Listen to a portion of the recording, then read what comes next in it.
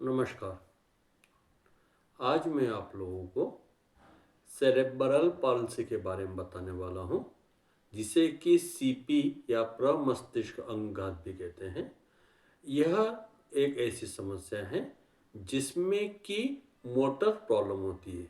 यहाँ होता है, ये सेरेब्रल पाल्सी जो होता है ब्रेन के मोटर कॉर्टेक्स एरिया में, सेरेब्रल मोटर कॉर्टेक्स एरिया में किसी प्रकार के इन्फेक्शन, इंजुरी या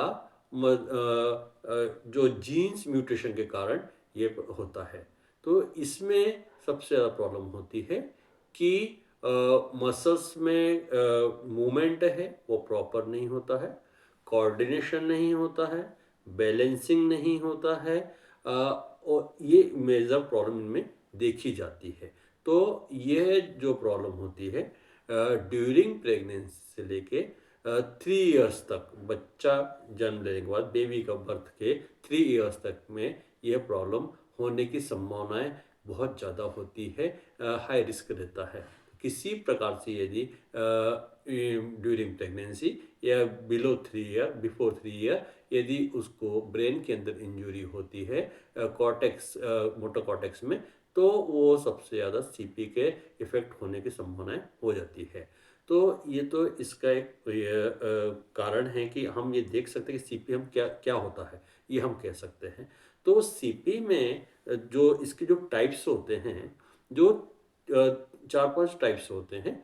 एक तो होता है कि स्पास्टिसिटी सीपी, दूसरा होता है डिस्काइनेटिक होता है, दो सीपी होता है। तीसरा होता है एटेक्सिक सीपी होता है।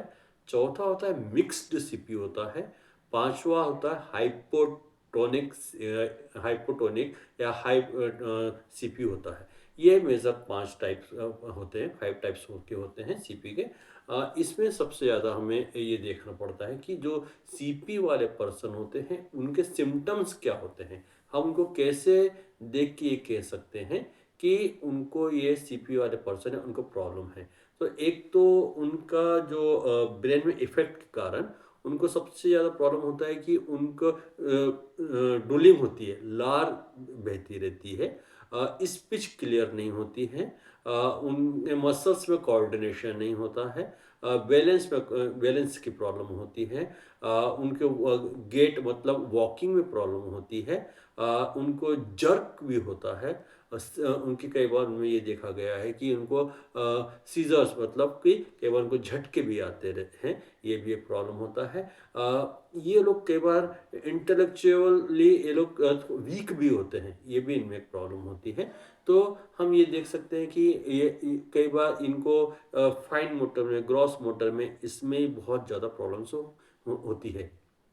तो ये एक इनमें समस्या होती है, जो सिम्टम्स हम लोग देख के ये कह सकते हैं कि ये सीपी वाले पर्सन हैं। तो इसको हम लोग जब भी हम इसको सर्टिफाई करेंगे तो विदाउट डॉक्टर के कंसर्न के हम लोग नहीं कर सकते हैं। हम असेस कर सकते हैं कि हाँ ये इसमें ये प्रॉब्लम है।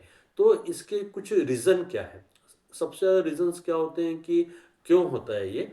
तो इसके कारण ये है कि एक तो ड्यूरिंग प्रेगनेंसी में यदि फिटस को ब्रेन के अंदर कॉर्टेक्स एरिया में, मोटो कॉर्टेक्स एरिया में, सेरेब्रो मोटो कॉर्टेक्स एरिया में यदि इंजरी होती है या उसके इन्फेक्शन हो जाता है ब्रेन के अंदर, या जीन्स म्यूटेशन होने के कारण उसमें प्रॉब्लम्स होने की संभावनाएं बहुत ज़्यादा होती हैं। तो ये तो एक तो सबसे बड़ा रीज़न है कि हम इन्फेक्शन से बचना ही चाहिए। ज़िका और रूबेला इन्फेक्शन ये सबसे ज़्यादा कारण होता है कि सीपी के लिए या सेरेब्रल के मोटर कॉर्टेक्स एरिया को सबसे ज़्यादा इफेक्ट करने वाला एक प्रॉब्लम हो सकता है, इन्फेक्शन हो सकता है। तो ये एक हमें सबसे ज़्यादा ध्यान रखना। दूसरा एक ये होता है कि इनको ऑक्सीजन ऑक्सीजन यदि प्रॉपर तरीके से ब्रेन में नहीं जा पाता है तो उसके कारण भी ब्रेन में इंजुरीज के सम पॉसिबिलिटीज बढ़ जाती हैं, जिसके कारण कि उसके ब्रेन सेल डैमेज होने के चांसेस बढ़ जाते हैं। और ब्रेन सेल डैमेज होने से उनमें मोटर प्रॉब्लम होने की संभावना बहुत ज़्यादा बढ़ जाती है। एक तो ये प्रॉब्लम हो गया है। ड्यूरिंग प्रेगनेंसी ये हो गया है। उसके बाद में हम ये देखते हैं कि जब ड्यूरिंग डिलीवरी उस समय में सबसे ज़्यादा ये होता है कि किसी प्रकार फोर्सेप डिलीवरी में ज़्यादा चांसेस होते हैं। एक तो ये एक रीज़न हो सकता है, वेट लॉस हो सकता है, या किसी प्रकार से यदि इन्फेंट बेबी यदि गिर जाता है या चोट लग किसी प्रकार से ब्रेन में चोट लगती है, तो वो एक सबसे ज़्यादा रीज़न होता है ड्यूरिंग डिलीवरी के समय में।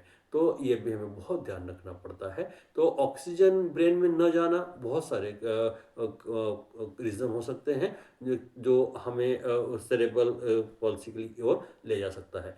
तीसरा जो एक रीज़न होता है कि यदि किसी प्रकार से बर्थ से लेके 3 साल तक के बच्चे में किसी प्रकार से ब्रेन के अंदर इंजरी होती है, चोट लगती है, तो वो भी सीपी होने की संभावनाएँ बहुत ज़्यादा हो जाती हैं।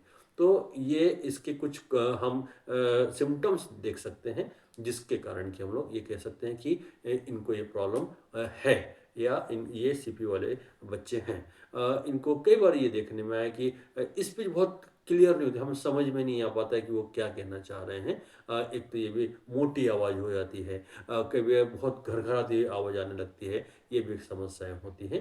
उनके कोऑर्डिनेशन आई हैंड कोऑर्डिनेशन नहीं हो पाता है, या किसी भी चीज़ के ऑब्जेक्ट के साथ में कोऑर्डिनेशन नहीं हो पाता है, बैलेंसिंग में बहुत ज़्यादा प्रॉब्लम होती है, ये भी। लेकिन ये ज़रूरी नहीं है कि ये जो पर्सन है इंटेलेक्चुअल डिसेबल्ड हो, ये लोग ज़्यादातर नॉर्मल भी होते हैं, ऐसा भी देखा गया है, और ये बहुत अच्छा अपना वर्क कर पाते हैं।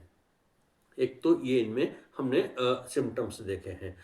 इनके कुछ लेवल्स होते हैं। एक तो माइल्ड लेवल के भी सीपी होता है, मॉडरेट लेवल का भी सीपी होता है, और एक होता है सीवियर लेवल का। उनको सीवियर लेवल, माइल्ड और मॉडरेट वाला इंडिपेंडेंट हो जाते हैं। उनको किसी थोड़ा उनको ट्रेन करने के बाद में उनमें इम्प्रूवमेंट आने की बहुत ज़्यादा चांसेस हो जाती है। और ये जो सीपी है, प्रोग्रेसिव नहीं है। मतलब कि ये जो बाय बर्थ जो हो गया है, वो इसमें उसमें और कुछ ज़्यादा संभावनाएँ नहीं होती। लेकिन यदि उनको थेरेपी या कुछ चीज़ नहीं दी जाती है, तो उनमें हम लोग ये देख पाते हैं मसल्स कॉन्ट्रैक्चर्स की संभावनाएँ बढ़ जाती हैं, या ये दिक्कतें सबसे ज़्यादा डिफ़ॉर्मिटीज़ भी होने की संभावनाएँ उनमें देखी जाती है। तो हमें ये ज़रूरी है कि उनको जो ये प्रॉब्लम्स हैं, हम उसको एक्टिव रखना है। उन पर्सन को एक्टिव रखना है, जिसके कारण कि उनका मूवमेंट प्रॉपर तरीके से होते रहे, और मसल्स में धीरे-धीरे उसमें कोऑर्डिनेशन बनना शुरू हो जाए। तो ये एक बहुत ज़्यादा जो सीवियर की हम बात कर रहे थे, उनको एडाप्टिव डिवाइसेस की बहुत ज़्यादा ज़रूरत पड़ जाती है। उनको क्रैचेस की ज़रूरत पड़ जाती है, स्प्लिंट की ज़रूरत पड़ जाती है, कई बार उनको सर्जरीज़ की भी ज़रूरत पड़ती है। लेकिन सर्जरी में भी उनका वो प्रॉपर पर्टिकुलर उस बॉडी पार्ट में सर्जरी करने से उनके कॉन्टेक्ट और डिफ़ॉर्मिटी कॉन्टेक्चर को कम किया जा सकता है। लेकिन उसके बाद में उनको बहुत ज़्यादा ट्रेनिंग की ज़रूरत पड़ती है, क्यों, जिसके कारण उनमें वो फिर से कॉन्ट्रैक्चर डेवलप न हो सके। तो ये एक सबसे ज़्यादा ज़रूरी होता है कि हमें जो सीपी वाले पर्सन होते हैं, उनका हमें इन सब चीज़ों का ध्यान रखना पड़ता है। तो ये सीपी है। तो सीपी के लिए हमने जो अभी मैं आपको जो बता रहा हूँ, उसमें आपको जो जानकारी है, उसके लिए और भी आप जानकारी मुझसे चाहते हैं, तो आप मेरे इस वीडियो को सब्सक्राइब करेंगे, शेयर करेंगे, और कमेंट्स करेंगे, और लाइक करेंगे, तो मैं आपको और भी जानकारी दे पाऊँगा। इसके लिए और भी एक चीज़ होता है कि सीपी वाले जो पर्सन होते हैं, उनमें एक तो बॉडी के अंदर इनके इफ़ेक्ट के भी बहुत सारे पार्ट्स दिए हुए हैं कि बॉडी में किस पार्ट ऑफ इफ़ेक्ट हो रहा है, तो उसके कारण क्या-क्या प्रॉब्लम्स होती हैं। तो मैं आप लोगों को सीपी के बारे में या उसके टाइप्स के बारे में या इफ़ेक्ट के बारे में मैं अगले वीडियो में आपको और इन्फॉर्मेशन दे पाऊँगा। अगला वीडियो में आपको मैं जो बताने वाला हूँ, उसमें आपको बताने वाला हूँ कि सीपी के टाइप्स के में जो होता है कि जैसे कि स्पास्टिसिटी हो गई है, हाइपोटोनिक हो गई है, डिस्काइनेटिक हो गया है, एटेक्सिया हो गया है, या उस मिक्स सीपी हो गया, उसके बारे में हर एक टाइप के बारे में अलग-अलग वीडियो आपको बताऊँगा, बनाऊँगा जिसमें कि उसमें आपको इन्फॉर्मेशन मिलेगी और क्या है जिसके कारण कि हम उनमें और इम्प्रूवमेंट कर सकते हैं। तो एक तो ये हो गया और हमें सबसे ज़्यादा पर्सन के लिए मेडिकल प्रैक्टिशनर की ज़रूरत है, रिहैबिलिटेशन टीम की ज़रूरत पड़ती है और स्पेशल एजुकेटर की ज़रूरत पड़ती है। तो मेरा ये वीडियो आप लोगों को कैसा लगा, इसके लिए आप सब्सक्राइब करें, लाइक करें, कमेंट्स करें और अधिक से अधिक शेयर करें, इससे कि लोगों को और अवेयरनेस मिल सके। Thank you.